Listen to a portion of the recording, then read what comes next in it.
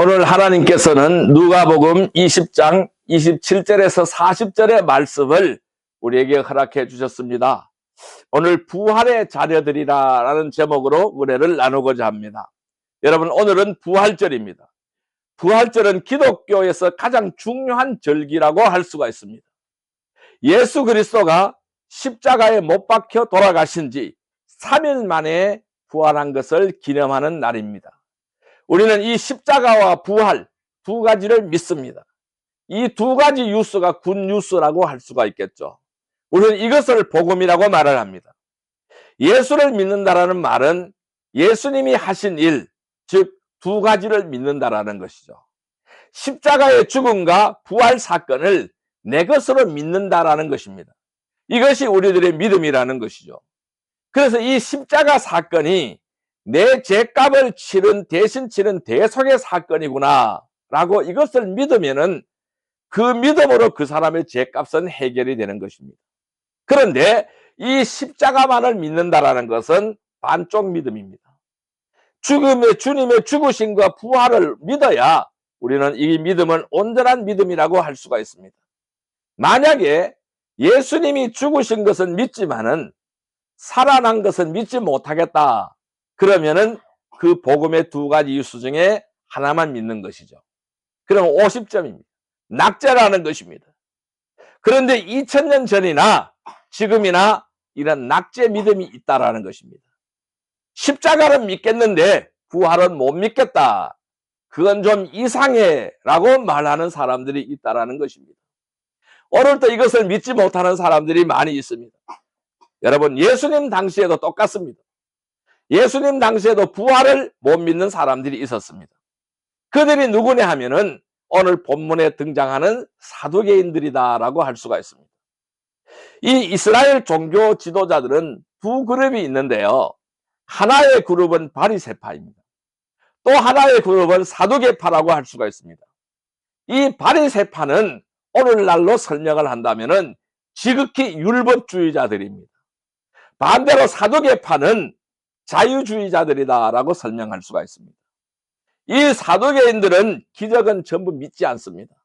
죽은 자가 살아난다, 이런 부활을 믿지 않는다라는 것입니다. 우리는 예수님이 행하신 일 두 가지를 다 믿습니다. 그 두 가지는 복음이죠. 십자가와 부활인 것입니다. 이걸 다 믿어야 온전한 믿음이라고 할 수가 있는 것입니다. 그래서 이 사도 바울은 고린도전서에서 말하기를 부활신앙의 중요성을 계속해서 설명하고 있습니다. 만약에 부활이 없다면은 우리가 세상에서 가장 불쌍한 자라고 말씀하고 있습니다. 부활이 없으면은 영생도 없고 천국도 없는 것이죠. 즉 예수님의 재림도 없다라는 것입니다. 우리는 이 예수님이 하신 말씀을 우리는 강력하게 믿습니다. 이 주님의 부활에 대하여 강력하게 주님은 말씀하셨습니다. 요한복음 11장 25절 26절 말씀을 한번 보실까요? 신약성경 165페이지입니다. 신약성경 165페이지. 신약성경 165페이지 요한복음 11장 25절에서 26절 말씀입니다. 요한복음 11장 25절에서 26절 말씀 같이 읽어볼까요? 나는 부활이요 생명이니 나를 믿는 자는 죽어도 살겠고 무릇 살아서 나를 믿는 자는 영원히 죽지 아니하리니 이것을 내가 믿느냐. 자, 여러분, 이거 예수님께서 직접 하신 말씀입니다. 나는 부활이요 생명이라고 말씀했어요. 나를 믿는 자는 죽어도 살겠고 무릇 살아서 나를 믿는 자는 영원히 죽지 않는다라고 설명을 하고 있습니다.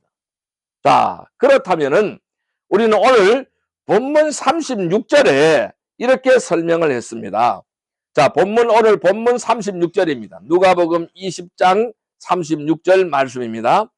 누가복음 20장 36절 말씀, 오늘 본문의 말씀입니다. 제가 읽겠습니다. 그들은 다시 죽을 수도 없나니 이는 천사와 동등이요 부활의 자녀로서 하나님의 자녀임이라, 이렇게 말씀을 했어요. 뭐라고요? 하나님의 자녀들이라고 설명하고 있어요. 다른 말로 뭐라고 말해요? 즉 부활의 자녀라고 설명하고 있습니다. 그러니까 부활의 자녀가 누구냐? 곧 하나님의 자녀들이다라고 설명하고 있는 것입니다. 오늘 우리가 이 복음, 이 온전한 복음을 믿는 자라면은 부활의 자녀들인 줄 저는 믿습니다. 저는 여러분이 오늘 이 말씀에 믿음으로 반응하시기를 바랍니다. 우리가 이 땅에서 부활의 자녀로서 십자가와 부활, 이 두 가지를 믿는 사람은 부활 때에 하나님의 자녀로서 초월성과 영원성을 누린다라는 말씀이 되겠습니다. 여러분, 초월성은 뭘까요?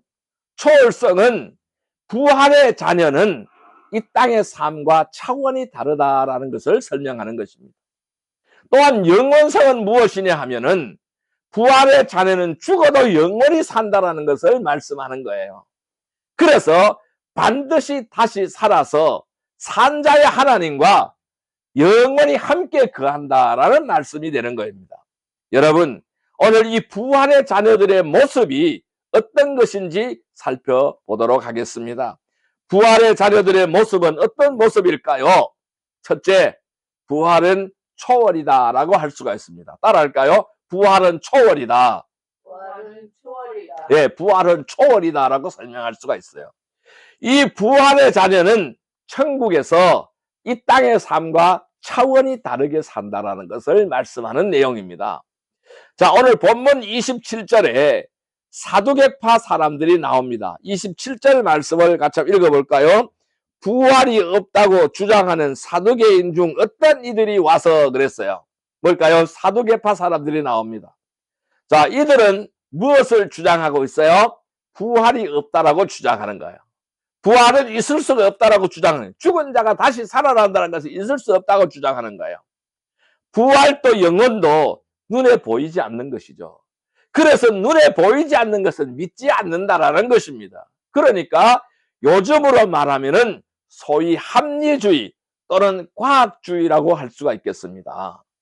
그래서 사도행전 23장에 보면은 사두개인들은 부활도 믿지 않고요, 천사도 믿지 않고요, 영혼도 다 안 믿는다라는 것을 말씀하고 있어요. 이 바리새인들은 이걸 다 믿고 천국도 믿는다는 것이죠.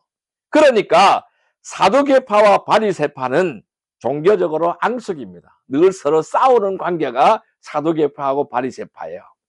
그래서 이 사두개파는 구약 중에서 모세 오경만을 믿고 따르는 사람들이 사두개파 사람들입니다. 오늘 이 사두개파 사람들이 예수님께 질문을 던지고 있습니다. 자, 부활을 믿는다면은 이것을 답해보라는 것이죠. 예수님에게 질문을 던지는 거예요. 그 질문이 28절부터 33절까지 질문이 등장합니다. 자, 28절에 33절까지 같이 한번 읽어볼까요? 물어 이르되 선생님이여, 모세가 우리에게 써주기를 만일 어떤 사람이 형이 아내를 두고 자식이 없이 죽으면은 그 동생이 그 아내를 취하여 형을 위하여 상속자를 세울지니라 하였나이다. 그런데 7형제가 있었는데 마지가 아내를 취하였다가 자식이 없이 죽고 둘째와 셋째가 그를 취하고 일곱이 다 그와 같이 자식이 없이 죽고 그 후에 여자도 죽었나이다. 일곱이 그를 그 아내로 취하였으니 부활 때에 그 중에 누구의 아내가 되리까? 자, 이건 정확하게 질문이라고 할 수가 없죠. 예수님을 함정에 빠뜨리기 위하여 물어보는 겁니다. 올바른 질문이 아닌 것이죠. 예수님을 함정에 빠뜨리기 위하여 물어보는 거예요.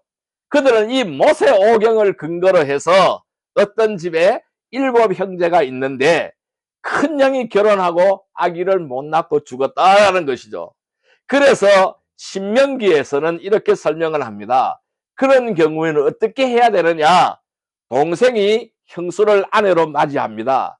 그래서 형의 대를 이으라고 설명하고 있어요. 그런데 이 7 형제가 다 자식을 못 낳고 그 형수와 살다가 다 죽었습니다. 이 부활할 때에는 이 여자는 누구의 아내가 되는가? 이 질문을 예수님에게 던지고 있습니다. 이 사두개파 사람들은 이 질문을 하고서 예수님께서 어떻게 대답할지 아주 궁금했습니다. 이번에는 꼼짝없이 당했다, 이렇게 생각을 했겠죠. 이 질문은 말이 안 되는 질문은 아닙니다. 그런데 이 질문의 동기가 불순하다라는 거예요. 이 질문한 동기가 불순하다라는 거예요. 이 모세오경 신명기 25장 5절에서 6절에 보면은 형제 상속 결혼 제도가 등장하는 겁니다. 형사치수법이라고 할 수가 있죠. 그러니까 형이 죽은 뒤에 형수를 아내로 취해서 바로 대를 잇는 것을 말하는 것입니다. 이런 치수법은 고대 우리나라에도 있었습니다. 고려시대까지 존재했습니다. 형이 죽으면은 동생이 형수와 결혼하는 법이라는 것이죠. 하나님은 이스라엘이 기업을 이어가도록 이 제도를 주셨던 것입니다.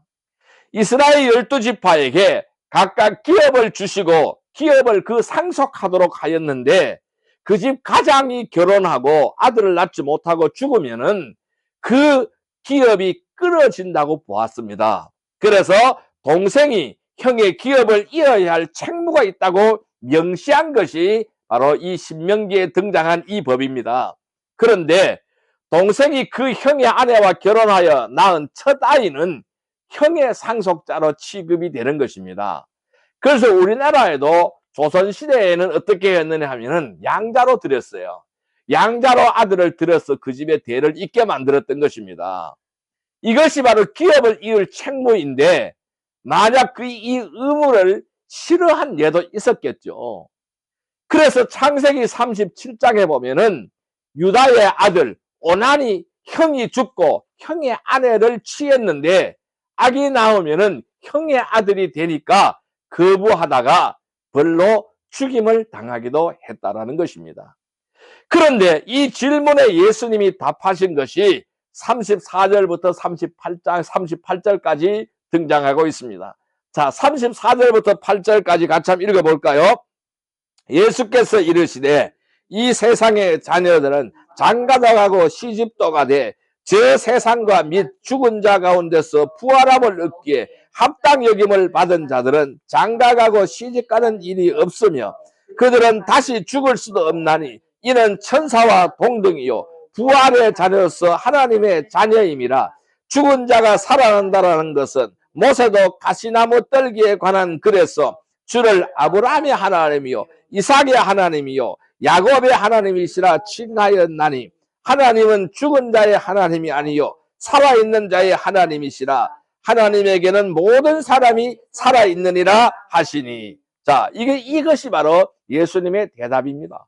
여러분 얼마나 탁월하게 답변을 하셨는지 이 예수님의 대답을 듣고서 40절, 자 40절 같이 한번 읽어볼까요? 그들이 아무것도 감히 더 물을 수 없음이더라. 감히 더 이상 질문을 던지지 못했습니다. 우리는 이 사두개파의 악한 질문에 감사해야 할지 몰라요. 이 질문으로 우리가 부활에 대한 명확한 사실을 알게 되었다는 것입니다.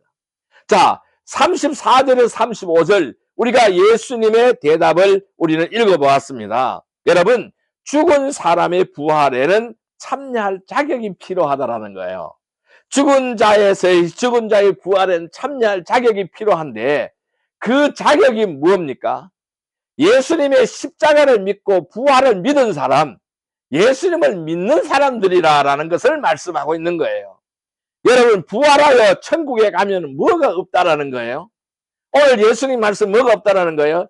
결혼하고 장가와 시집 가는 것이 없다라는 것을 설명하고 있는 거예요. 천국에는 결혼이 없다라는 것입니다.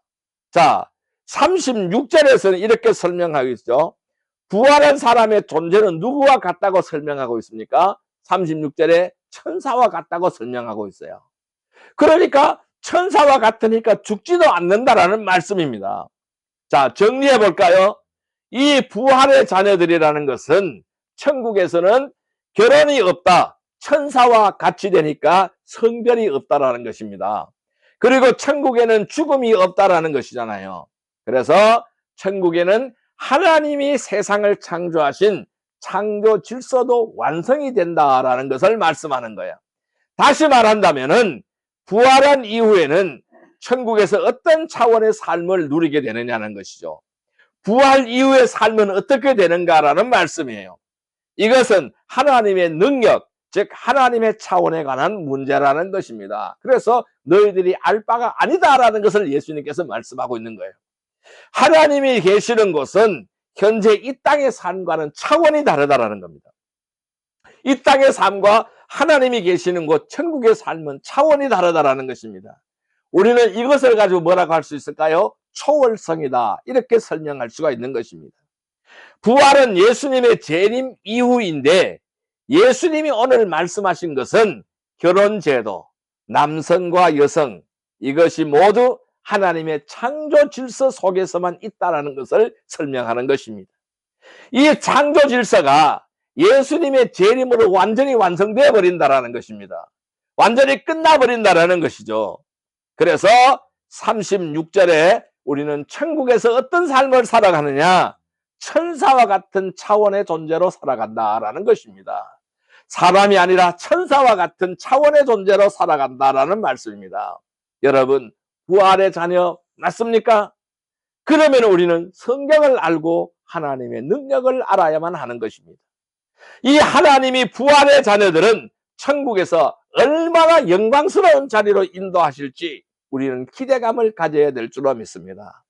다시 말한다면은 현재 우리가 이 땅에 살아가면서 이렇게 힘들고 힘겹고 버겁고 인생의 짐이 무겁고 버거운 이유는 우리 인생이 하나님을 떠났기 때문에 타락하여 죄 가운데 살고 있기 때문에 일어나는 일들이라는 사실을 우리는 기억해야 하는 것입니다. 그래서 우리는 예수님을 믿어야 하는 것입니다. 그래서 이 예수님을 믿으면은 부활의 자녀로 변화되게 된다라는 것입니다. 이 부활한 이후에 우리가 영광의 몸으로 살게 될 영생은 어떠합니까? 36절에 구체적으로 설명하고 있잖아요. 더 이상 죽지 않는다라고 말씀하고 있잖아요. 죽음이 없다라고 말씀하고 있잖아요. 이 땅의 모든 고통이 다 벗어진다라는 것입니다. 이것이 바로 부활의 초월성이라는 것입니다. 부활의 자녀는 천국에서 이 땅의 삶과는 다른 차원의 삶을 살아가게 되어진다라는 것입니다. 성도 여러분, 이 부활에 참여할 자격을 얻으셨습니까? 예수님이 십자가와 부활을 확실히 믿으십니까? 우리는 믿으신다면은 이 부활의 소망과 확신을 가지고 오늘의 믿음의 삶을 온전히 실천하며 영원을 바라보며 살아가는 복된 성도들이 다 되시기를 주님의 이름으로 축복합니다. 두 번째로 오늘 우리에게 하시는 말씀은 뭐냐면은 부활은 영원이다라고 설명하고 있습니다. 따라할까요? 부활은 영원이다. 부활은 영원이다. 예, 이 부활의 자녀는 다시 살아서 영원토록 천국에서 살아가게 된다는 겁니다. 영원이라는 것입니다. 여러분, 영원이라는 것은요, 시간 위에 있다라는 뜻을 가지고 있습니다. 시간은 시작이 있고 끝이 있는 것입니다. 그러나 이 영원이라는 것은 시간 위에 있다라는 것이죠. 하나님이 영원하신 하나님이라고 할 때는 하나님이 창조하신 피조물인 시간에 전혀 매이지 않는다라는 뜻입니다. 오늘 본문 37절을 보실까요? 37절 같이 읽어볼까요? 죽은 자가 살아난다라는 것은 모세도 가시나무 떨기에 관한, 그래서 주를 아브라함의 하나님이요 이삭의 하나님이요 야곱의 하나님이라 칭하였나니. 여러분, 예수님이 모세 오경, 즉 출애굽기 3장을 예로 들어서 설명하고 있습니다. 사두개인들은 모세 오경만을 권위 있는 성경으로 취급했기 때문에 예수님은 모세 오경을 들어서 사두개인들의 질문에 반박하고 있는 것입니다. 이 죽은 사람들이 살아난다는 사실은 모세의 떨기나무 사건에서 나온다, 이렇게 말씀하시는 거예요. 모세야 모세야, 하나님이 불렀습니다. 모세가 제가 여기 있나이다, 이렇게 모세는 하나님에게 답변했습니다. 하나님은 말씀하시죠. 너가 서 있는 곳은 거룩한 땅이니 신을 벗으라 라고 모세에게 명령하셨습니다. 모세가 신을 벗었습니다. 그때 하나님이 나는 너의 조상의 하나님이시다, 그러면서 나는 아브라함의 하나님, 이삭의 하나님, 야곱의 하나님이시다, 예수님이 이 말씀을 이 사두개인들에게 설명하고 있는 거예요. 하나님이 모세에게 말씀하셨던 그 말씀을 사두개인들에게 설명하고 있는 것이라는 것입니다. 하나님이 아브라함의 하나님이고 이삭의 하나님이고 야곱의 하나님이다라고 하신 뜻은 무엇일까요? 무슨 이유로 예수님이 그렇게 설명하실까요? 하나님은 죽은 자의 하나님이 아니라는 것입니다. 산 자의 하나님이라는 뜻을 말씀하신 것입니다. 자, 38절 말씀 같이 한번 읽어볼까요? 하나님은 죽은 자의 하나님이 아니요 살아있는 자의 하나님이시라. 하나님에게는 모든 사람이 살았느니라 하시니. 자, 뭐라고요? 하나님은 죽은 자의 하나님이 아니다라. 살아있는 사람들의 하나님이시다. 죽은 자의 하나님이 아니고 산 자의 하나님이시다. 모든 사람은 하나님과의 관계 속에서 살고 있다는 말씀입니다. 이 땅에 살아가는 모든 사람은 하나님과의 관계 속에서 살아가고 있다는 거예요. 이 말이 무슨 뜻일까요? 살아있는 자의 하나님이기 때문에 하나님에게는 모든 사람이 살아있다는 거예요. 사두개인들은 부활이 없고 영혼도 없고 천사도 없다고 말을 했죠. 그러니까 아주 현세적인 종교인들이라고 할 수가 있습니다. 천사도 영혼도 없으면 천국도 없다고 생각하는 사람들이잖아요. 그런데 예수님의 대답이 뭐라고 했어요? 너희들은 성경도 모른다. 하나님의 능력도 모른다. 그걸 몰랐기 때문에 너희들이 크게 오해하였구나. 이렇게 설명하는 겁니다. 그래서 NIV 성경은 너희 신앙에 에러가 났다. 이렇게 설명을 하고 있습니다. 성경을 모르고 하나님의 능력을 모르면은 우리 신앙생활에 치명적인 에러가 발생이 되는 것입니다. 사람이 한 번 죽으면 그걸로 다 끝이다. 이렇게만 생각한다는 것이죠. 죽으면 끝이라고 생각한다는 것입니다. 여러분 혹시 그렇게 생각하십니까? 아닌 것입니다. 사람이 한 번 죽으면 끝이지 뭐 다시 살아나고 그 다음에 어디로 가고 너희는 천국, 너는 지옥 이런 것이 어디 있겠어? 이런 사람에게 예수님의 하실 말씀은 이것입니다. 너희가 성경도 하나님의 능력도 몰라서 오해했구나. 그래서 너희의 삶에 에러가 났다. 이 말씀을 오늘 예수님은 하고 있는 것입니다. 이 사두개인들에게 예수님의 대답은 하나님은 죽은 자의 하나님이 아니시다라는 것을 분명하게 못을 받고 있어요. 봐라, 하나님은 아브라함의 하나님이시다. 그런데 이 말은 아브라함이 이미 죽었는데 이 예수님의 이야기는 아브라함이 과연 죽었다라는 거예요? 살았다라는 거예요? 무엇을 말씀하고 있어요? 아브라함은 모세 이전의 사람이잖아요. 죽어 무덤에 장사를 지냈지만은 지금 아브라함은 어디 있느냐라는 거예요. 영원하신 하나님과 같이 있다라는 말씀을 하시는 거예요. 여러분, 성경의 모든 육체의 부활은 예수님의 재림 이후에 이루어진다고 말씀하고 있습니다. 예수님 이전 구약의 백성들도 죽은 다음에 육체의 부활을 기다리는 것입니다. 예수님이 부활의 천대례가 되니까 그 이전 누구도 부활은 없다라는 것을 말씀하고 있는 거예요. 그러나 아브라함이 죽었느냐 살았느냐 할 때에 하나님은 산자의 하나님, 아브라함은 지금 하나님 곁에서 하나님과 영원히 함께 있다. 그런 말씀이 된다라는 것입니다. 물론 그 육체도, 이 아브라함의 육체도 반드시 예수님의 재림 때에 살아날 것이지만은 지금 그 영혼이 천국에 있으니 아브라함은 살아있다라고 설명하는 것입니다. 예수님은 아브라함을 죽은 자로 보지 않는다라는 것을 말씀하는 거예요.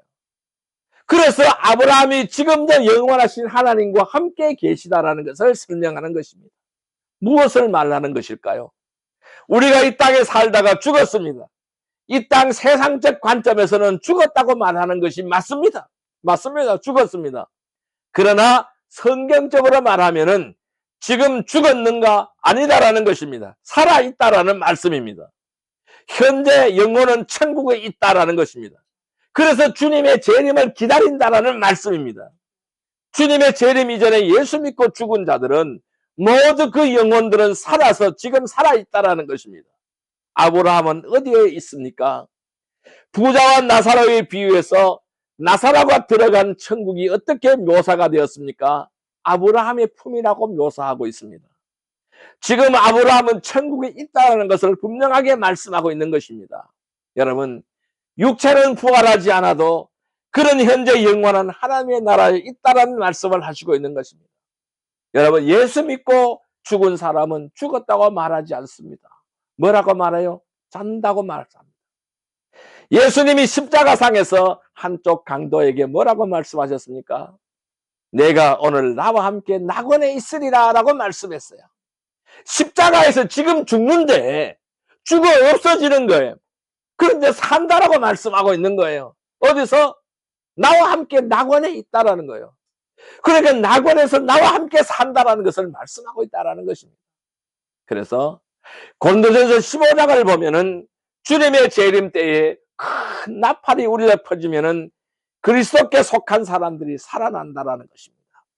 이 세상의 삶에서 저 세상으로 삶으로 옮겨간 사람, 살아가는 사람들이 우리 눈에 죽은 자와 같이 보일지는 모르지만은 하나님 보시기에는 그들이 여전히 살아있다라는 것을 말하고 있는 거예요.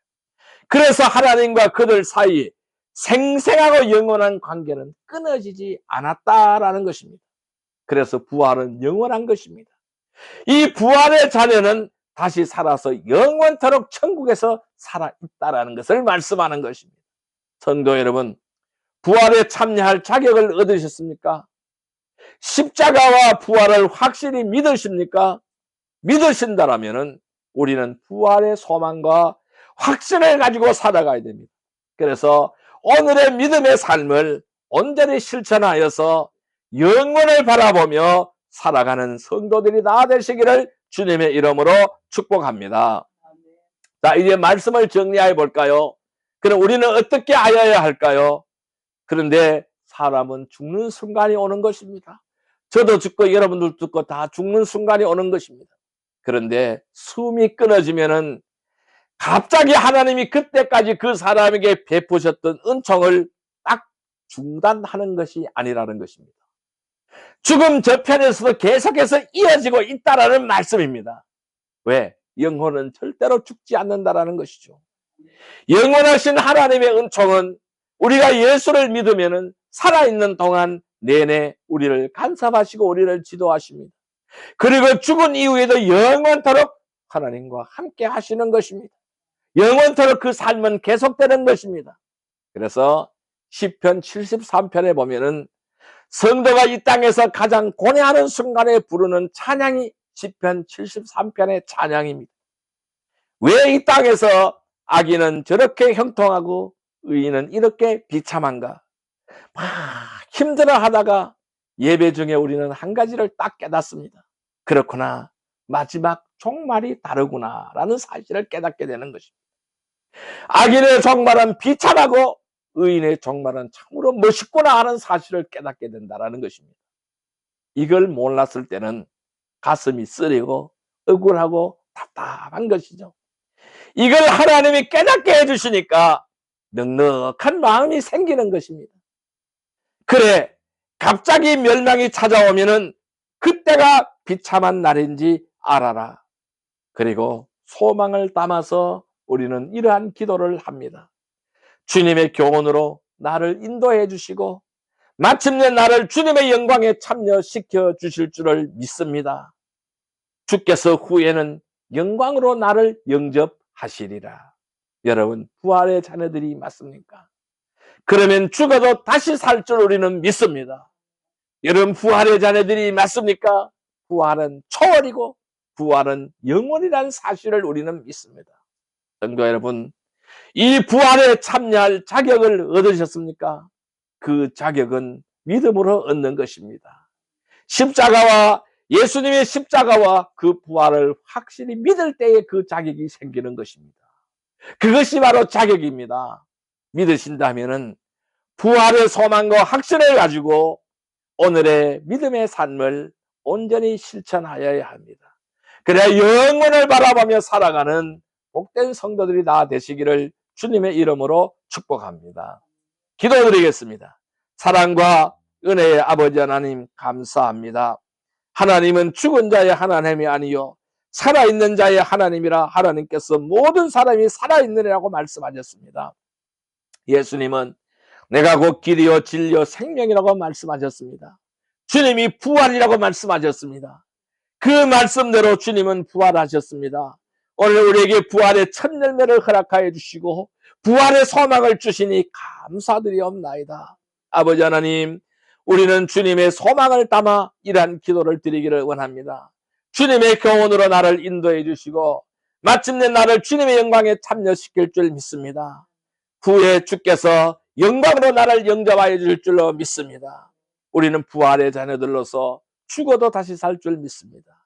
부활은 초월이고 부활은 영원인 줄 믿습니다. 우리는 부활의 소망과 확신을 가지고 오늘의 믿음의 삶을 온전히 실천하며 영원을 바라보며 살아가는 부활의 자녀들이 다 되게 하여 주옵소서. 예수님의 이름으로 감사하며 축복하며 기도 드리옵나이다. 아멘.